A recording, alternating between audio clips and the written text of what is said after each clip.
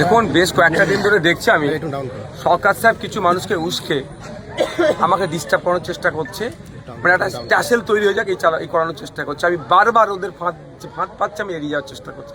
আজকে আমরেশ্বরে সন্ধ্যার পরে একটা মিটিং ছিল, যাওয়ার পথে মৌলিমুকুন্দি একটা জায়গাতে যেখানে প্রধান অঞ্চলের প্রধানের উঠা বসা করে, সেই যে মাচা থেকে অকথ্য ভাষায় খারাপ ভাষায় কথাবার্তা, মহিলারা র্যালি করে যাচ্ছিল তাদের সম্পর্কে।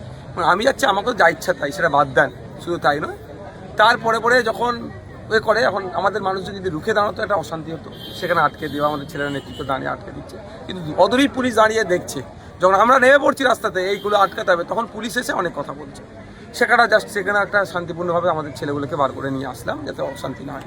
এখানে প্রোগ্রাম চলছিল চরিশ্বরে, ব্যবসা 1 নম্বর অঞ্চলে। এখানে এসে প্রোগ্রাম ভালো চলছিল, এখানে গাড়ি ছিল, হঠাৎ থেকে এখানকার লাইট, এই মাঠে গাড়ি রাখা ছিল, এখানে লাইট বন্ধ। এখানে যে জাস্ট আমি প্রোগ্রাম শেষ করবো, গাড়ি ছাড়বে, আমার ড্রাইভার বলছে যে লাইট বন্ধ করে দিয়ে, পিছন দিকে ইট ছুঁড়েছে, গাড়ি কাছে গাড়ি ভেঙে গেছে।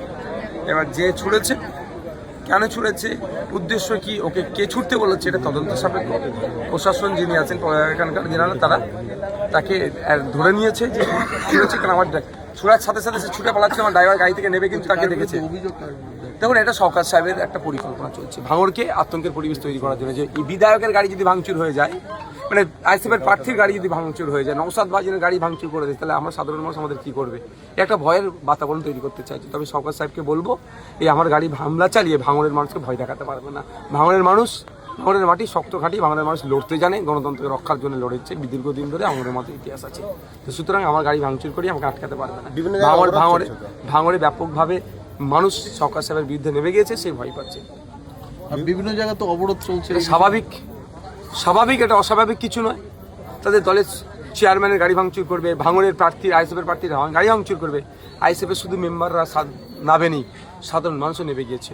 যখন আমার কাছে খবর আসলো প্রশাসনের পক্ষ থেকে এবং ভিডিও দেখেছি, একে ডিটেন করেছে, অ্যারেস্ট করেছে, তখন আমি সাথে আমি আমার যে চ্যানেল থেকে আমরা মালা দিয়েছি, যখন গ্রেফতার করে নিয়েছে, তাহলে আর এটাকে কন্টিনিউ করার কোনো প্রশ্ন নেই, সেটাকে প্রত্যাহার করা হচ্ছে। তাহলে কি চারিদিকে অবরোধ তুলে নেবে? হ্যাঁ, অবশ্যই বলে দেওয়া হচ্ছে।